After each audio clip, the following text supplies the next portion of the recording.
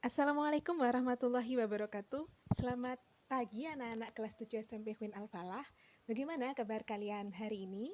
Ya, semoga kita semua dalam keadaan sehat walafiat. Amin, amin ya rabbal alamin. Anak-anak, marilah kita mulai kegiatan pembelajaran hari ini dengan membaca basmalah bersama-sama agar pembelajaran dapat berjalan dengan lancar. Bismillahirrahmanirrahim. Anak-anakku, di video pembelajaran hari ini, Ibu masih akan melanjutkan materi bab 5 mengenai kerjasama dalam berbagai bidang kehidupan. Dengan materi pada subbab B, yaitu tentang pentingnya kerjasama, dan materi subbab C, yaitu bentuk-bentuk kerjasama dalam berbagai bidang kehidupan di masyarakat. Nah, kalian bisa membuka buku paket halaman 60 sampai dengan 63, jadi nanti sambil menonton video ini, kalian bisa menggarisbawahi bagian-bagian penting di buku paket kalian mengenai materi yang akan kita pelajari hari ini. Minggu lalu kita sudah membahas ya tentang makna kerjasama dalam hidup bermasyarakat. Saya ingin mengulas sedikit, kira-kira adakah yang masih ingat materi minggu lalu, yaitu tentang pengertian gotong royong. Ya, apa itu gotong royong? Ya, tepat sekali. Gotong royong merupakan kegiatan bekerja atau menyelesaikan tugas yang dilakukan secara bersama-sama untuk mencapai hasil yang diinginkan dan dilakukan secara sukarela. Sehingga tentunya tanpa pamrih ya, kalau secara sukarela itu tidak mendapatkan imbalan dari apa yang sudah dikerjakan. Nah, menurut kalian penting atau tidak sih suatu kerjasama dalam kehidupan sehari-hari? Penting sekali ya. Kalau menurut ibu guru ya kerjasama itu sangat penting sekali dalam kehidupan kita. Nah, mengapa kok kerjasama ini sangat penting dalam kehidupan? Mari kita bahas pentingnya kerjasama dalam kehidupan. Perlu kalian ketahui anak-anak bahwasanya kemerdekaan negara kita, negara Indonesia, itu juga tercipta dari kerjasama seluruh bangsa dalam berbagai aspek kehidupan. Nah, bisa kalian bayangkan betapa besarnya kekuatan dari suatu kerjasama, sehingga kemerdekaan Indonesia pun dapat tercapai ya karena kerjasama dari seluruh rakyat Indonesia. Nah, ini berarti bahwasannya kerjasama itu sangat penting sekali dalam kehidupan kita. Nah, pentingnya kerjasama dalam kehidupan kita, dalam kehidupan sehari-hari yang pertama, yaitu pekerjaan pasti akan terasa lebih ringan dengan adanya kerjasama. Misalnya saja, kalian melaksanakan piket kamar di pondok, pasti akan terasa lebih ringan jika kalian lakukan dengan teman-teman, bukan? Ya, kalau dikerjakan sendiri pasti akan terasa lebih berat dan juga tugasnya tidak akan cepat terselesaikan. Nah, kalau dilakukan secara bersama-sama, itu pekerjaan pasti akan cepat terselesaikan. Kemudian tujuan juga dapat tercapai dengan efektif. Terus juga dapat menciptakan kerukunan, karena dengan kerjasama kita mencoba membangun hubungan yang baik antar teman. Kemudian dapat memupuk tanggung jawab, terus juga mempererat tali persaudaraan dengan adanya saling kerjasama, kemudian juga dapat memupuk rasa kebersamaan, menumbuhkan rasa persatuan dan kesatuan, kemudian menyadarkan masyarakat dan juga dapat menyadarkan kita untuk lebih mendahulukan kepentingan umum, dan juga dapat meningkatkan rasa kesetiakawanan. Itu tadi 10 pentingnya kerjasama dalam kehidupan kita. Sampai di sini apakah penjelasan saya dapat dipahami? Oke. Nah, selanjutnya mengenai gotong royong dan kerja sama, ini dua-duanya sangat penting ya. Sebenarnya gotong royong dan kerja sama ini sama-sama kerjasama, tapi kalau gotong royong ini menjadi ciri khas ya. Istilahnya kerjasama yang menjadi ciri khas dari bangsa Indonesia. Nah, gotong royong ini sudah ada sejak sebelum kemerdekaan dan sudah melekat di kehidupan sehari-hari masyarakat Indonesia. Jadi gotong royong bentuk kerja sama khas dari bangsa Indonesia. Nah, kemudian dalam perkembangannya dari tahun ke tahun, gotong royong ini dijadikan cara hidup bernegara. Ya, bisa kita lihat juga di masa pandemi seperti ini, seluruh masyarakat bergotong royong, bahu-membahu melawan virus corona gitu. Jadi bisa kita simpulkan bahwasanya gotong royong ini sudah bentuk kerjasama ciri khas Indonesia yang sudah mengakar dan sudah membudaya di kehidupan masyarakat kita. Nah, ada 3 bentuk gotong royong yang sering dijumpai di dalam masyarakat kita, di masyarakat Indonesia. Yang pertama, gotong royong berburu dan mengumpulkan makanan. Yang kedua, gotong royong bercocok tanam. Yang ketiga, gotong royong membangun rumah. Kita bahas satu persatu mengenai 3 jenis gotong royong yang sering kita jumpai atau yang sering dilakukan di dalam masyarakat Indonesia. Yaitu yang pertama, gotong royong berburu dan mengumpulkan makanan gitu. Jadi kegiatan gotong royong berburu dan mengumpulkan makanan ini sudah ada sejak ribuan tahun yang lalu. Nenek moyang kita, suku-suku di Indonesia itu sudah memiliki kebiasaan untuk bergotong royong dalam berburu hewan liar. Nah, kegiatan ini sampai saat ini masih berlanjut ya. Jadi suku-suku di Indonesia masih melestarikan kegiatan gotong royong berburu hewan liar ini.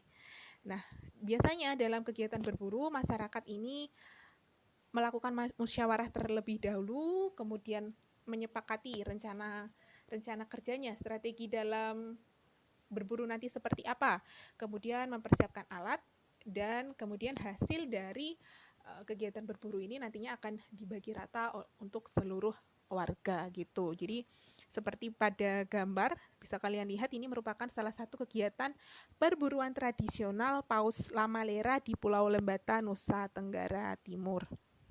Sampai di sini bisa dipahami penjelasan saya? Oke. Nah, selanjutnya yaitu gotong royong yang sering kita jumpai atau sangat melekat di masyarakat Indonesia, yaitu gotong royong bercocok tanam gitu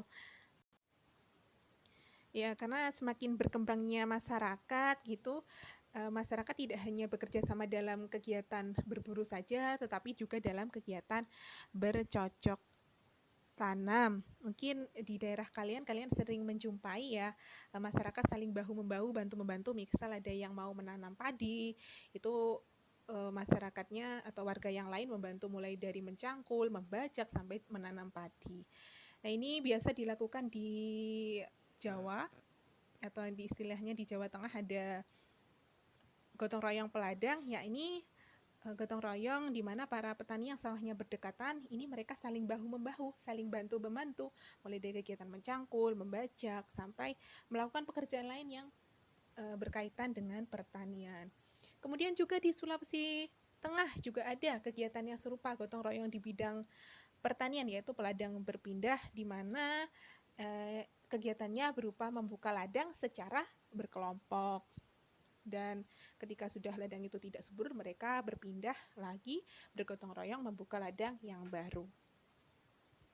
Nah, selanjutnya bentuk gotong royong yang ada di dalam masyarakat Indonesia, yaitu gotong royong membangun rumah. Nah, ini pasti sering sekali, mungkin di lingkungan rumah kalian, sekitar rumah kalian, banyak ya kalian jumpai gotong royong membangun rumah gitu. Misalnya di daerah Sulawesi Tenggara itu ada di desa Stabat Lama, Sumatera Utara, ini juga ada. Nah, kalau di daerah Jawa Timur, di desa-desa Jawa Timur, Jawa Tengah, dan Yogyakarta, ini istilahnya sambatan.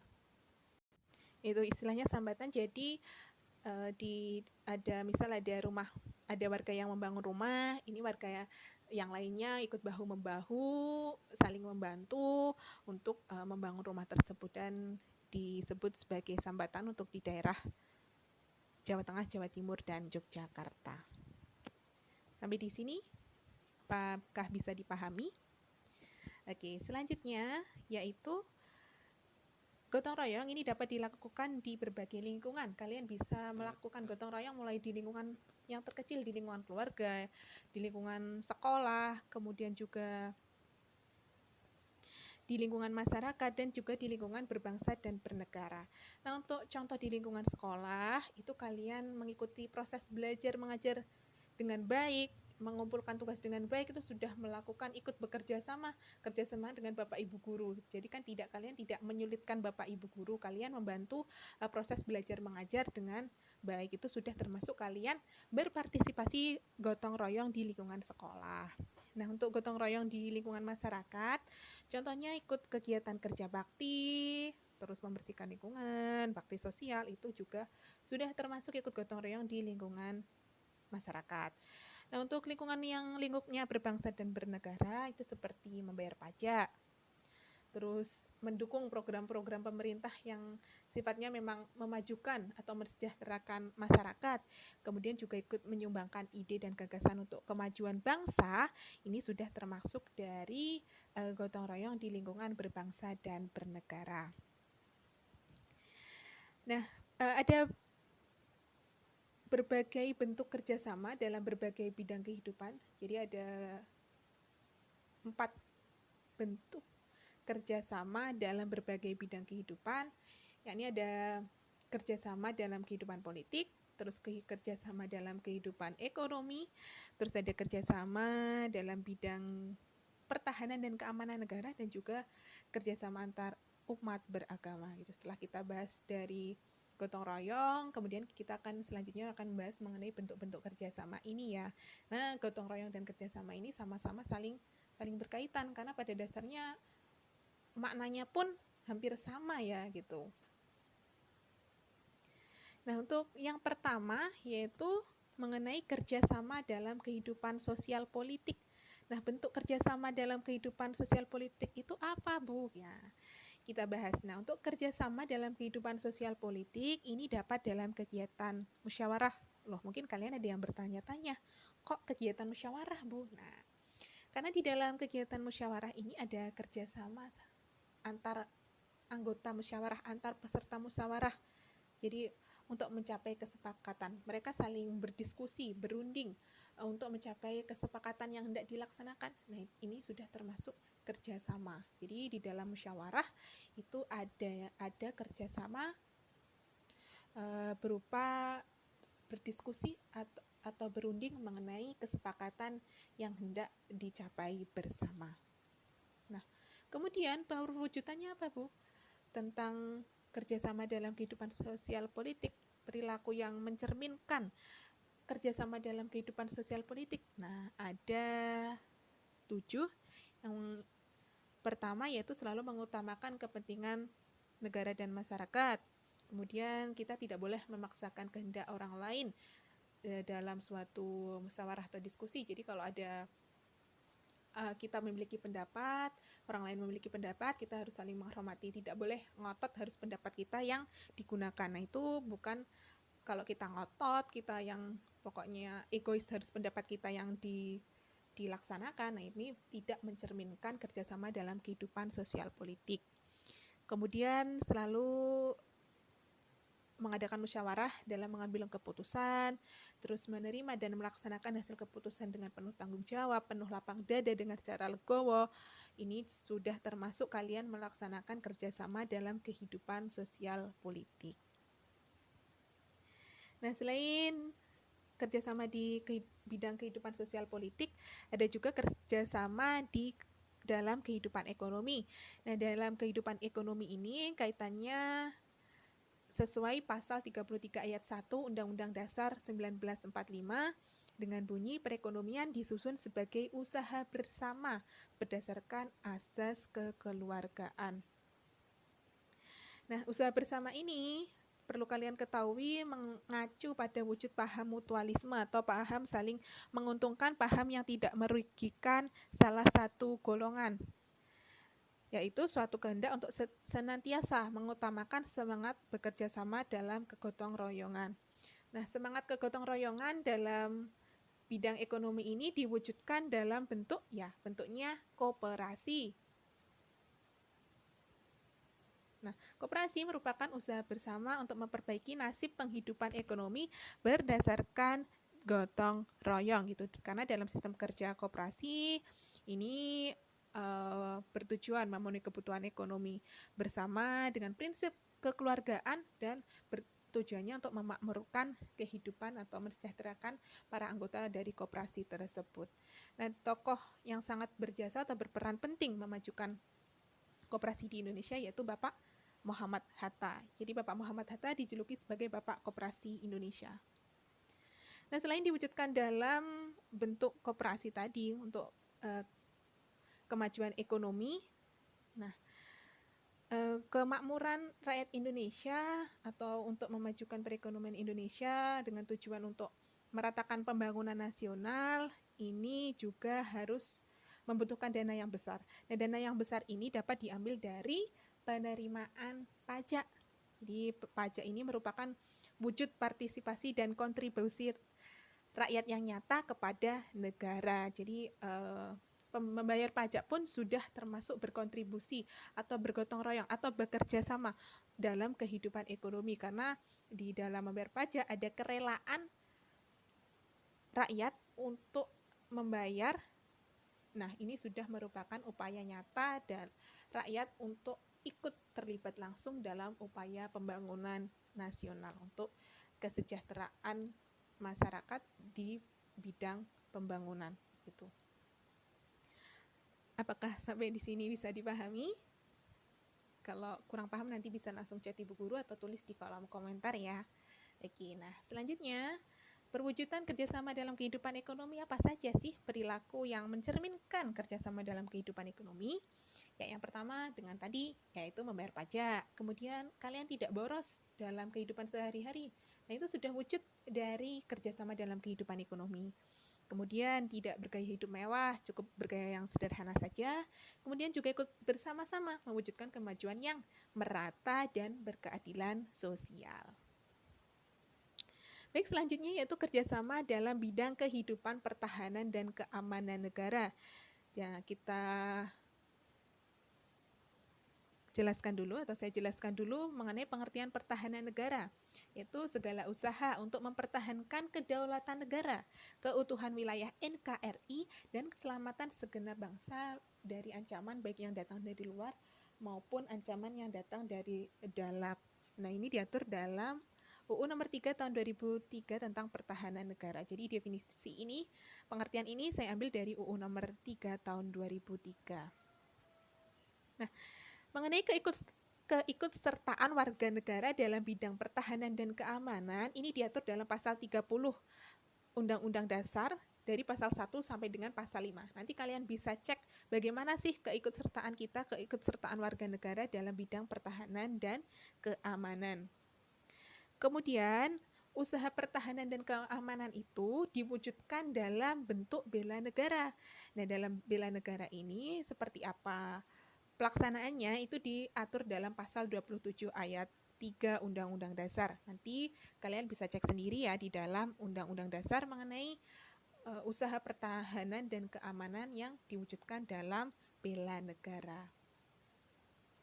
Nah, ini pelaksanaan keikutsertaan warga negara dalam bela negara, ya mulai dari pendidikan kewarganegaraan, kalian mengikuti pembelajaran PPKN dengan baik, ini sudah termasuk ikut serta kerjasama warga negara dalam bela negara. Kemudian pelatihan dasar kemiliteran, terus pengabdian sebagai prajurit TNI, mungkin nanti kalian ada yang bercita-cita menjadi TNI, ini sudah termasuk ikut dalam bela negara. Kemudian yang terakhir, kerjasama antar umat beragama. Ya, seperti kalian ketahui, negara kita selain beragam dari segi agama, dari segi budaya, adat istiadat, suku, ini juga beragam agama di Indonesia. Nah, negara kita juga mendukung hak kebebasan penduduk untuk memeluk agama. Hal ini diatur dalam pasal 28E ayat 1 dan 2 serta pasal 29 ayat 2 Undang-Undang Dasar. Nah, di pasal 29 ayat 2 ini menjamin kemerdekaan tiap-tiap penduduk untuk memeluk agamanya masing-masing sesuai dengan kepercayaan yang dianutnya. Jadi negara memberi kebebasan penduduk untuk menganut agama sesuai kepercayaannya itu. Nah, kemajemukan yang ada di Indonesia ini dapat memperkaya persatuan jika disikapi dengan benar. Namun jika tidak disikapi dengan benar, ini dapat menyebabkan suatu konflik. Nah, bagaimana sih cara menyikapi suatu kemajemukan? Nah, cara menyikapi suatu kemajemukan yang tepat yaitu dengan menjaga kerukunan. Nah, kerukunan ini diartikan sebagai kondisi hidup dan kehidupan yang mencerminkan suasana damai, tertib, tentram, dan sejahtera, saling menghormati, saling menghargai, tenggang rasa, sesuai dengan ajaran Pancasila. Nah, dengan kalian saling menghormati, tenggang rasa, saling menghargai, nah ini akan tercipta suasana yang aman, tertib, damai. Kemudian dengan hal itu, kerukunan dapat tercapai. Nah, dalam keragaman umat beragama pun tentu saja perlu kerukunan, perlu toleransi, perlu menghargai agar tercipta suatu kedamaian. Karena keragaman beragama ini kalau tidak disikapi dengan baik, sangat rawan sekali dapat menimbulkan suatu konflik. Nah, untuk kerjasama antar umat beragama ini dapat dilakukan dengan berbagai cara, misalnya menanggulangi masalah kelaparan, kebodohan, kemiskinan, keterbelakangan di dalam masyarakat. Ini sudah termasuk kerjasama di dalam umat beragama. Baik, saya kira cukup materi hari ini. Apabila ada yang kurang kalian pahami, silahkan langsung tanyakan ke Ibu Guru melalui Japri atau tulis di kolom komentar. Sekian materi hari ini. Semoga apa yang saya berikan bisa memberikan manfaat. Mohon maaf apabila ada salah-salah kata. Jangan lupa selalu jaga kesehatan dan wassalamualaikum warahmatullahi wabarakatuh.